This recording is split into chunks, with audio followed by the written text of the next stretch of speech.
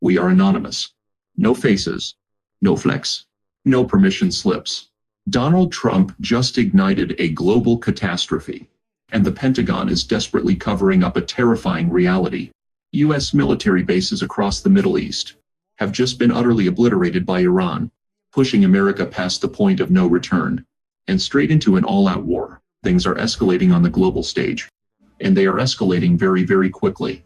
After the United States military deliberately targeted Iranian infrastructure, blatantly violating the established ceasefire, Iran has struck back with a vengeance. Let us be entirely clear. Iran has directly targeted American military infrastructure in retaliation. The situation is spiraling out of control. And the Islamabad Memorandum of Understanding, the so-called MOU, is clearly and undeniably falling apart, if you could even argue it was ever truly in place under this administration. Here is what we are learning through the noise of the mainstream media's compliance. The IRGC, the Islamic Revolutionary Guard Corps, has officially declared that its naval forces have responded to the United States' unprovoked strikes on Sirak. The IRGC confirmed that it has forcefully struck U.S. military positions in the region, directly accusing Washington and Donald Trump of violently breaching the Islamabad Memorandum of Understanding by carrying out unauthorized military strikes on Iran's very coast. Only moments ago, CENTCOM announced, with its usual manufactured bravado, that it had conducted powerful strikes against Iran. But the Iranian statement provides the crucial context that the U.S. government wishes to bury. The United States attack directly followed an Iranian response to the passage of a ship through what Iran rightfully classified as an unauthorized route in the Strait of Hormuz, coupled with Israel's blatant violation of the Lebanon ceasefire. The IRGC explicitly cites Clause 5 of the Memorandum of Understanding. The IRGC Public Relations Division recently released a full, unedited statement outlining their position.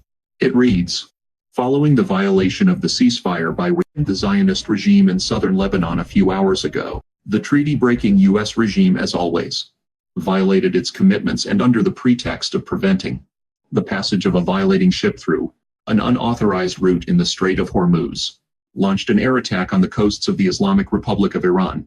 So the IRGC Sepah Navy responded to this aggression by striking the positions of the U.S. terrorist army in the region. According to Clause 5 of the Islamabad Memorandum arrangements for controlling the passage in the Strait of Hormuz are with the Islamic Republic. Consider the words of Abraham Azizi, an Iranian parliament member responsible for national security. He recently wrote, "The U.S. attacked Iran in the middle of negotiations once again. The failed U.S. president has shown he has no commitment to the principles of negotiations or a ceasefire. This reckless violation of the ceasefire will, as always, lead to retreat and regret on their part. The blame game does not work anymore." Furthermore, the intelligence channel known as Dolphin, Iran, an account inextricably linked to MB Ghalibaf, Iran's parliament leader, acting essentially as his unofficial mouthpiece, published a stark update.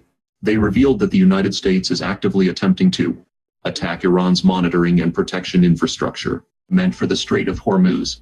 Repeated U.S. attacks on fixed facilities in southern Iran simply indicate that previous American strikes have been utterly unsuccessful. Hits have been reported in Sirak and Keshem.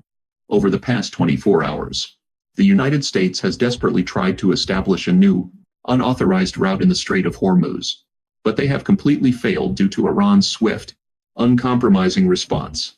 The strait is now effectively blockaded, and passage is only occurring with Iran's explicit coordination. Until the United States fulfills all of its signed commitments, traffic through the vital strait will not return to normal. Iran notes that the main indicator for their actions is the situation in Lebanon, and they are on the verge of a massive reciprocal response, with more responses promised by others within the IRGC. Returning to the reality of our collapsing global stability, Ahmad Vahidi, closely aligned with the IRGC, reinforced Clause 5 of the Islamabad Agreement, reiterating that control of the strait lies with the Islamic Republic. He stated that America, by inciting various parties, sought to violate this commitment, prompting a necessary response, and warning that future aggression will be met with an even more extensive retaliation. Iran simply does not care if the massive VLCC vessels choose not to use their waters. Iran is not scared. When the U.S. launched its desperate attacks on Sirak, CENTCOM brazenly bragged on social media about a powerful response, claiming U.S. aircraft struck Iranian missile and drone storage and coastal radar sites. They labeled Iran's actions as unwarranted aggression that violated the ceasefire. But this is a bold-faced lie. CENTCOM and the United States government are lying to you. Paragraph 5 of the MOU proves it. The strait is under the control of Iran and Oman. It is clear, unambiguous, and undisputed. Yet Trump cronies like J.D. Vance take to the internet to spew propaganda, falsely claiming the U.S. honored the agreement and threatening that Iranian violence will be met with violence. Simultaneously, a covert cyber war is raging. Just days after the MOU was signed and billions of dollars were unlocked for Iran, the Iranian banking sector was devastated by 2 waves of cyber attacks.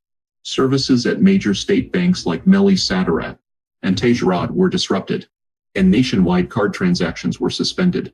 Amwaj Media and British analysts note these attacks bore the exact hallmarks of Predatory Sparrow, a hacking group directly linked to Israeli cyber operations. The timing was highly calculated, intended to sabotage the U.S.-Iran agreement. Meanwhile, Rubio recently paraded around the State Department to announce a purported Israel-Lebanon framework agreement, not an actual deal, just a flimsy framework to temporarily pause months of bloodshed that has left over 4,000 people dead in Lebanon since March. They call it a first step, much like the 10 other fake ceasefires used purely as market manipulation tactics. Hezbollah, the central armed faction, was not even invited to the table. Under this so-called agreement, Israel will maintain its security zones, effectively occupying southern Lebanon, while Netanyahu demands Hezbollah's total disarmament.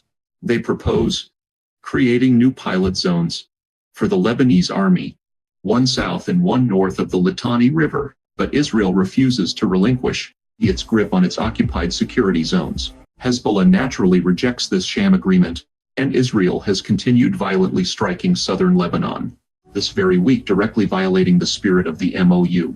And to cap off this parade of delusion, Donald Trump recently ranted at a speaking engagement that Iran is dying to make a deal because they have reigned with terror over a 47-year period.